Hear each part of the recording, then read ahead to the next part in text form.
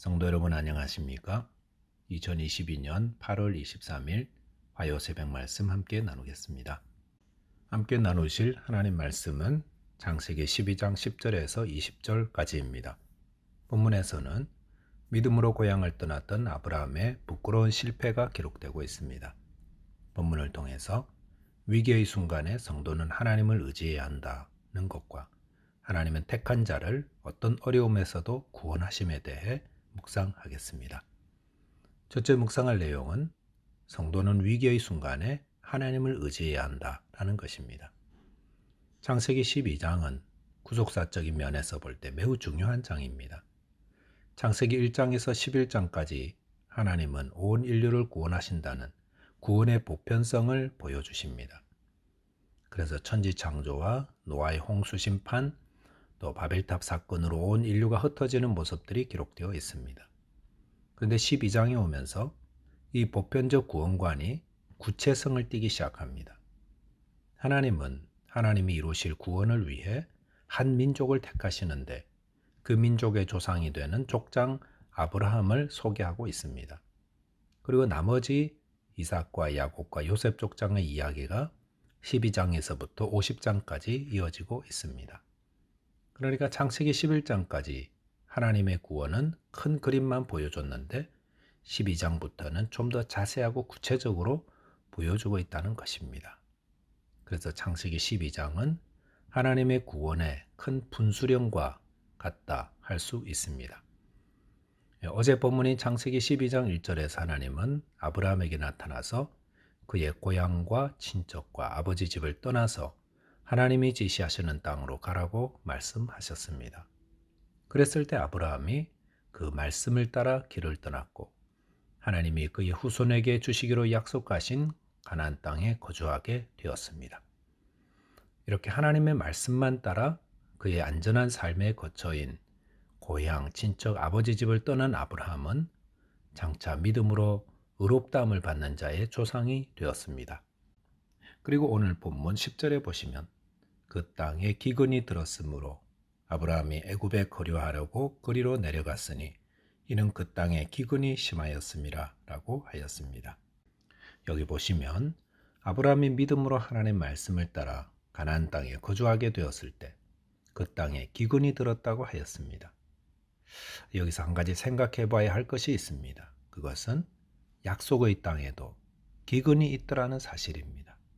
가나안 땅은 하나님이 아브라함의 자손에게 주시마 약속한 땅입니다. 그런데 그 하나님의 약속의 땅이 어떠했습니까? 절대로 기근도 없고 부족함 없는 모든 것이 풍성한 곳이 아니었습니다. 10절에 보시면 그 땅에 기근이 심했다고 했습니다. 당시에는 기근에 대한 대비책이 미비하였기 때문에 기근이 오면 생명이 위협받곤 하였습니다. 그럴 때 어떻게 해야 합니까? 믿음의 사람은 어려움 앞에서 세상의 얕은 방법을 찾으려 하기보다 믿음으로 하나님을 의지해서 이겨나가야 합니다. 아브라함은 그에게 나타나 말씀하신 하나님이 그로 하여금 큰 민족을 이루게 하시고 그와 그 후손으로 인해 모든 족속으로 복을 받게 하시는 온 세계에 전능하신 하나님이심을 믿었습니다. 그렇다면 그 하나님께서 지금 이 기근도 능히 이기게 하실 수 있다고 믿어야 했었습니다. 심한 기근 앞에서 느끼는 두려움은 어떻게 이길 수 있습니까? 그것은 하나님의 살아계심과 전능하심, 또 함께하심을 믿는 믿음으로 이깁니다. 이스라엘에 극심한 기근이 들어 시내의 물들도 다 말라버렸을 때 엘리야 선지자는 두려워하지 않았습니다. 그는 하나님이 가라는 대로 갔습니다. 하나님이 하라는 대로 했습니다. 그랬더니 하나님은 기근 가운데서도 엘리야 선지자를 까마귀로 먹이고 또 가난한 과부를 통해 먹고 이기게 하셨던 것입니다. 성도는 하나님이 함께 하시고 구원하신다는 약속을 받은 자입니다. 그런 성도들에게도 기근과 같은 어려움이 문제들이 임합니다. 그럴 때 성도는 하나님을 의지함으로 믿음으로 이겨나가야 합니다. 오직 의인은 믿음으로 말미암아 산다 하셨습니다. 저와 여러분께서 어떤 어려움 앞에서도 살아계시고 역사하시는 하나님을 믿고 신뢰하심으로 승리하게 되시기를 바라겠습니다. 둘째로 묵상할 내용은 하나님은 택한 자를 어떤 어려움에서도 구원하신다라는 것입니다. 본문 14절 15절에 보시면 아브라함이 애굽에 이르렀을 때에 애굽 사람들이 그 여인이 심히 아름다움을 보았고 바로의 고관들도 그를 보고 바로 앞에서 칭찬하므로 그 여인을 바로의 궁으로 이끌어 들인지라 라고 하였습니다. 기근을 피해 애굽으로 피한 아브라함에게 예상했던 일이 생겼습니다. 그것은 애굽 사람들이 아브라함의 아내 사레의 미모를 보고 바로 앞에서까지 칭찬했다는 겁니다. 당시 사레의 나이가 65세 정도인데도 심히 아름다웠다는 것은 아마도 사레가 아기를 낳지 않은 몸으로 자기 관리를 잘했던 것 같고, 또한 당시 애굽 사람들은 함의 후예들로서 피부색이 검었지만 사레는 셈의 후예로서 갈색 피부였기 때문에 애굽 사람들이 보기에 매혹적으로 보였다 할 수 있습니다. 그래서 애굽의 바로 왕이 사레를 바로의 궁으로 이끌어들여 자기 아내로 삼으려 했던 것입니다. 본문 16절에 보시면 아브라함은 바로로부터 양과 소와 노비와 암수 나귀와 낙타를 얻었다 하였습니다. 그것은 신랑이 신부가 될 사람의 가족들에게 보내는 예물이었습니다. 하지만 이것들은 아브라함이 아내의 순결을 담보로 받은 불의의 소득이었습니다.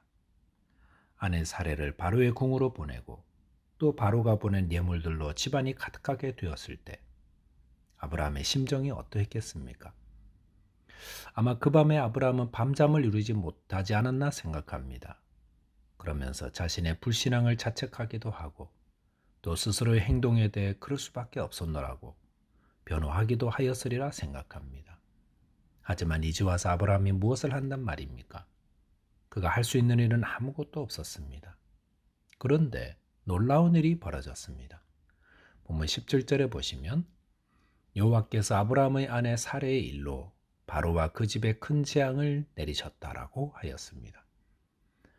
아브라함의 실수로 인해 그의 아내 사레가 바로의 궁으로 들어갔을 때 하나님이 바로와 그 집에 큰 재앙을 내리셨습니다. 그 재앙이 무엇인지는 알려져 있지 않지만 이 일로 바로는 큰 두려움에 빠졌던 것 같습니다. 그래서 18절 19절에 보시면 바로가 아브라함을 불러서 이르되 네가 어찌하여 나에게 이렇게 행하였느냐? 네가 어찌하여 그를 내 아내라고 내게 말하지 아니하였느냐? 네가 어찌 그를 누이라 하여 내가 그를 데려다가 아내를 삼게 하였느냐? 내 아내가 여기 있으니 이제 데려가라 하고 라고 하였습니다. 바로는 아브라함을 불러 3번이나 어찌하여 이렇게 했느냐고 물었습니다. 거기에 대해 아브라함은 아무 대답도 하지 못했습니다. 믿는 자가 불신자 앞에서 어찌하여 이렇게 했느냐고 물었을 때 한마디도 대답하지 못한 그런 부끄러움을 아브라함이 당했던 것입니다. 성도가 믿음을 떠나면 이런 부끄러움을 당하게 됩니다. 그런데 그런 어려움에서 아브라함이 어떻게 빠져나오게 되었습니까? 그것은 하나님이 역사하셨기 때문입니다. 하나님이 바로에게 직접 역사하셔서 아브라함의 아내 사레가 안전하게 아브라함에게로 돌아오도록 인도하셨던 것입니다. 이 말씀을 통해 우리는 하나님은 그의 택한 백성들의 어려움을 외면하는 분이 아니라 도우시는 분이심을 보게 됩니다.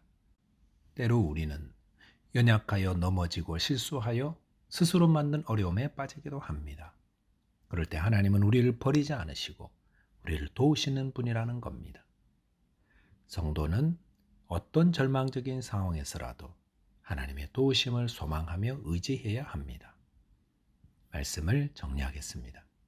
성도는 극심한 어려움 속에서 하나님을 의지해야 합니다.